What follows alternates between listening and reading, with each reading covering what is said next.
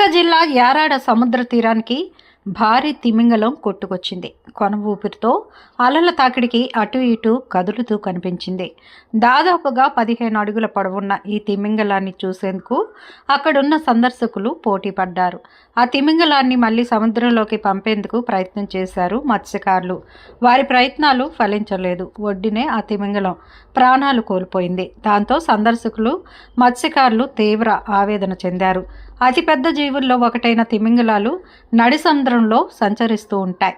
అరుదుగా తీరంలో కనిపిస్తాయి. గాయపడో లేక అనారోగ్యం పాలై ఈదలేని పరిస్థితిలో ఇలా ఒడ్డుకు కొట్టుకు వస్తూ ఉంటాయి. గతంలో పలుమార్లు అనకాపల్లి జిల్లాలోనూ తిమింగలాలు కనిపించాయి. ఇలా ఒడ్డుకు వస్తున్న చేపలను మత్స్యకారులు తిరిగి పంపించిన సందర్భాలు ఉన్నాయి. కానీ ఇటువంటి భారీ చేపలు మాత్రం తీరానికి వచ్చినప్పుడే కొన ఊపిరితో ఉండి ఆ తర్వాత ప్రాణాలు కోల్పోతాయి.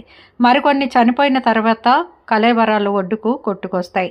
ఇటువంటి ఘటనలు జరిగినప్పుడు సందర్శకులు ఆసక్తిగా తమ సెల్ ఫోన్లో బంధిస్తూ ఉంటారు. కేవలం టీవీల్లోనూ సినిమాల్లోనూ కనిపించే ఈ భారీ తిమింగలాలు ప్రత్యక్షంగా కనిపించేసరికి చూసేందుకు పోటీ పడుతుంటారు. ఈ ఘటనపై అధికారులు ఆరా తీస్తున్నారు. గాయపడి వలకు చిక్కి ప్రాణాలు కోల్పోయి ఉంటుందని అనుమానాలు వ్యక్తం చేస్తున్నారు.